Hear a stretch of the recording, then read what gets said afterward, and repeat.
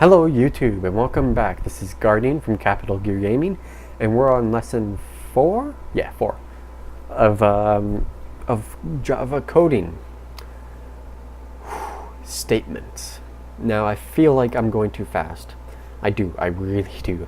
But I'm gonna find out because this is gonna be the last video so far. But statements.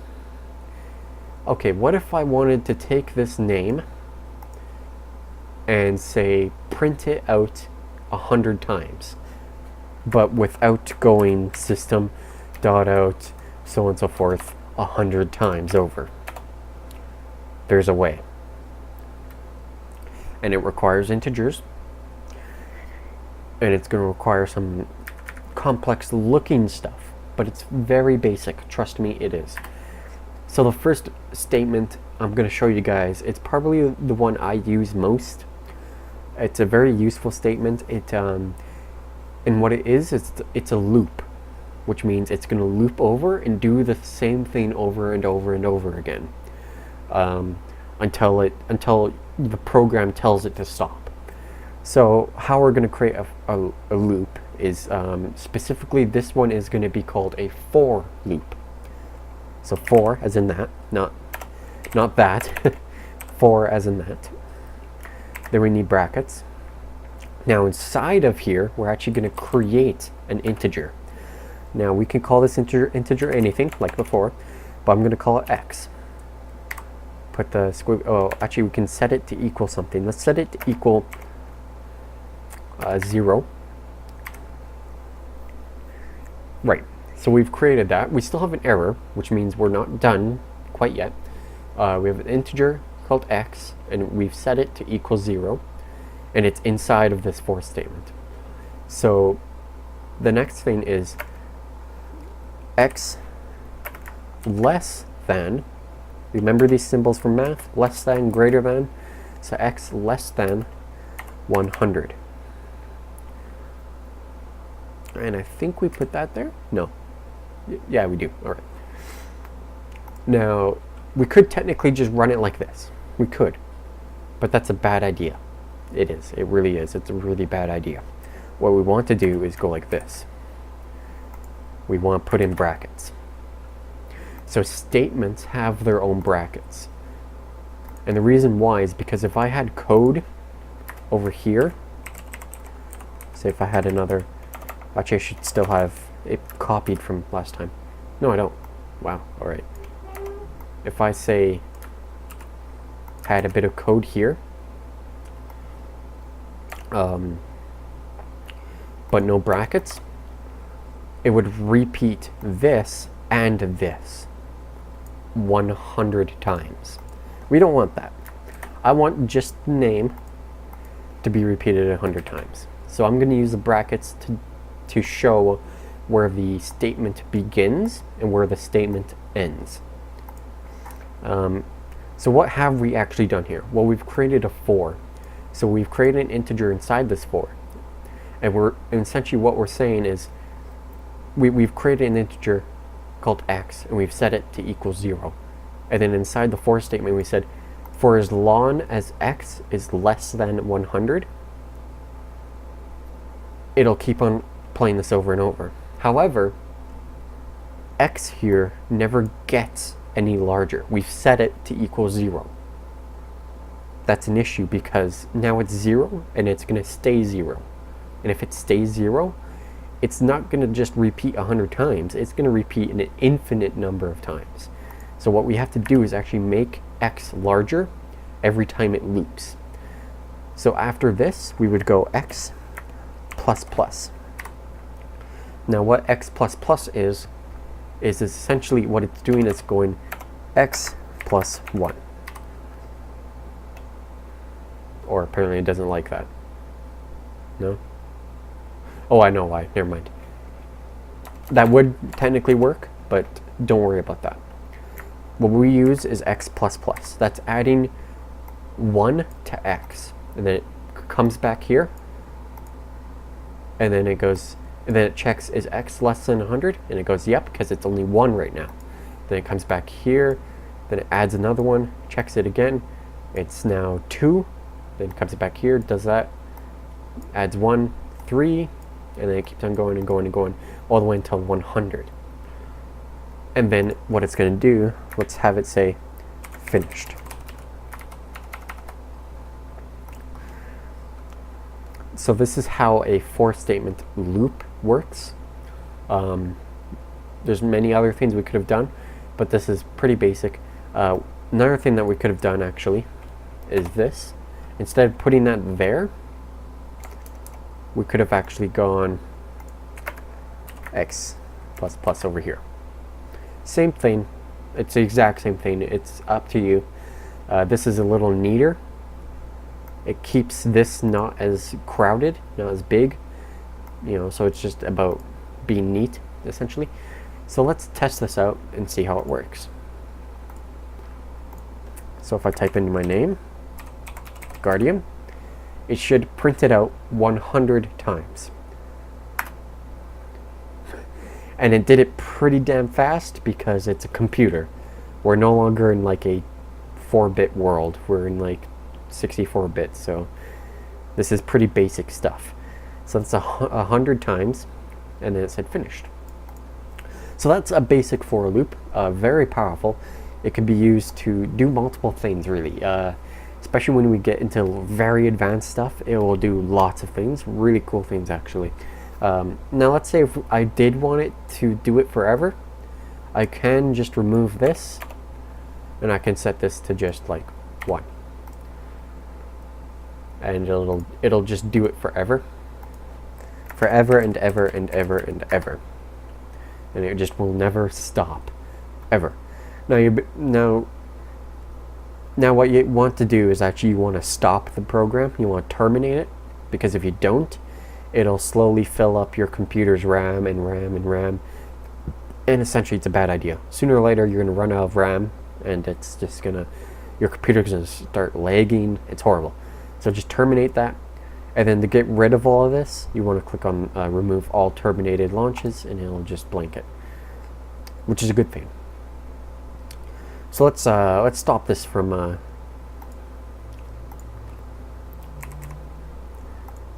going forever. Right. So that's a basic for loop. They're quite fun. That's the proper way. That's actually what they're supposed to look like. I can't believe I had it like that. That's not what it's supposed to look like. Everything sort of has to kind of fall in line. So this should actually, no, that's right. This entire thing actually should be indented upward, like so. But that's a basic for loop. Now the next thing I'm going to cover is even more basic. But it's part of organization and really part of your understanding. What I'm going to cover is called commas. Now some of you C coders, C++ coders, pretty much any language almost, may know what a comma is. Or comma. A comment. Sorry, comment. Not comma. Comment. It's your way of explaining the code without it actually being part of the code. See, if I were to go,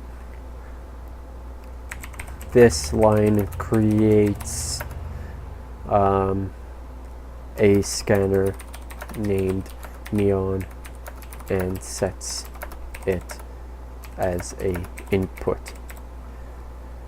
If I did that, as you can see, it's all incorrect. That's bad. That's not going to go well. But if I did want to explain my code to somebody who is looking at it for the first time, what I would do is I would go dash dash. As you can see, that's not incorrect. But as you can see, it's also turned green. This allows me to type anything. And it's showing red because that's not a word. This program actually has autocorrect, or it's like Microsoft Word as spell check. So if I said the scanner is created to detect input and it is named Neon, So there we've created a comment that explains what this does. And it just helps, if somebody looks at your code, that helps them read it, that helps them understand it a little bit better and a little bit quicker. That way they don't have to actually look at every single line and like, oh, okay, so that's doing that and that's doing that. No, they can just read this and get it. Now that's one way of doing this comment. A fancy way is ending it like that. That doesn't actually end it, but it just looks more fancy that way. Another way is a full comment. So that's like this. That just turned everything into a comment, which is not good. So what we do is like that. Press enter and you create this. So now we have essentially like a box almost. We can use this box.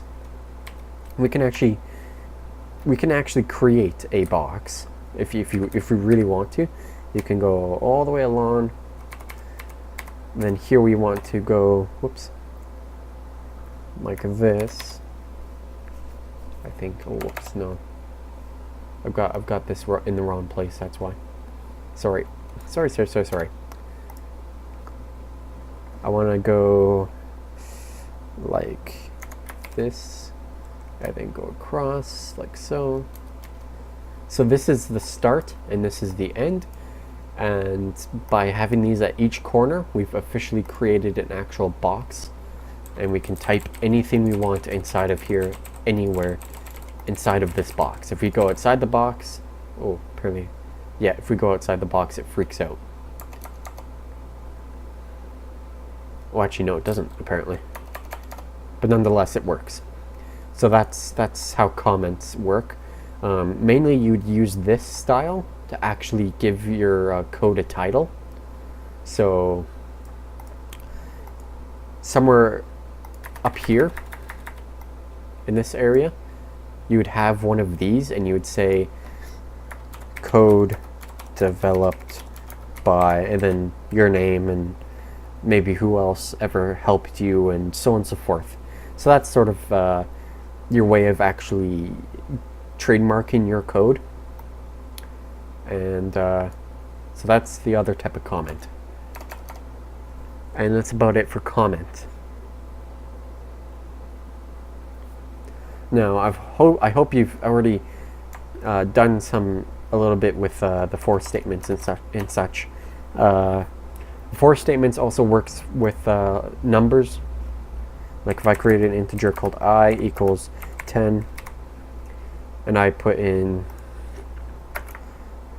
plus I, it would outprint the name and the number 100 times. So in case you're wondering, it does work with integers as well, which is sweet, you know. So for statements can be used for a lot of things. It can be used primarily to loop things so that you can do it over and over in a sense. So when we get into a lot more advanced stuff, you'll see what I mean by that. We can also use it to get big numbers, specific numbers. We can use it to do all sorts of stuff, really. They become very useful later on, but this is just a basic example of one. What other statement is there? There's another statement called whiles. Well, it's not called whiles, isn't that? That's not right, but it's called while.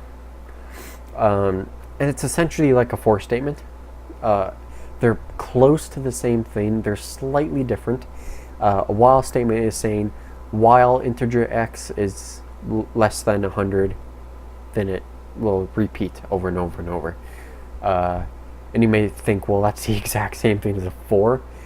But when you get into deeper coding and more advanced Java, while statements can be used for different things, different situations, while for statement is used for just for a specific thing right away. While statements are more of a loop than a for statement is. Some for statements are not loops. Most of them are, but some of them aren't. But a while loop is always a loop. Always. It's always going to be a loop. There's never an occasion where a while loop just happens once and then doesn't loop. Unless it's broken. In which case you're doing it wrong. And it's the same setup, in case you're wondering. While. I keep on going whiles. And then you'd put, you know, your integer or whatever you'd put in. So on and so forth.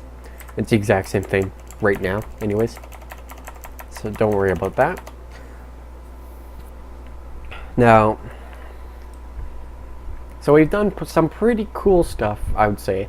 We haven't done the best stuff that there is. I'll just clean this up a bit. I made a mess. I'm so dirty. You always want to keep your code clean. So separating fors from everything else can be useful. Separating certain lines from other lines, just to make it clean enough that you can actually read it properly. Because if you don't and you get stuck and you go online for help, people might not even help you because they'll try and read your code and they'll be like, this is just, it's so garbled up and they can't read it properly. It hurts the eyes, essentially. So I hope you guys have enjoyed the video so far. I hope you guys, you know, have actually got into into coding. And the next lesson is going to be a cool one, and it's going to be quite a lot longer. But the next lesson is going to cover if statements. So instead of for, it'll be if. Now, what's so special about if statements? Some of you older kids might know of a game called Zork. If statements kind of point in that direction. We're not going to be designing a game, but we potentially could, though it would take forever. There's a better way to design a game like Zork with Java. I'm currently in the process of doing a project like that. But hope you guys have enjoyed the video. Please do look forward to the next one. If statements are fun. They're quite a bit more complex, and they're great. They will help you a lot, and they can do really awesome stuff. Anyways, hope you guys have enjoyed the video so far. Please do tune in for a lot more. Rate, comment, and subscribe. Especially comment. I want to know. I want feedback on how well I'm actually doing. Because obviously, if I'm doing bad, I don't want to harm anybody's ability of coding. Anyways, hope you guys have a nice night, and please do tune in for more.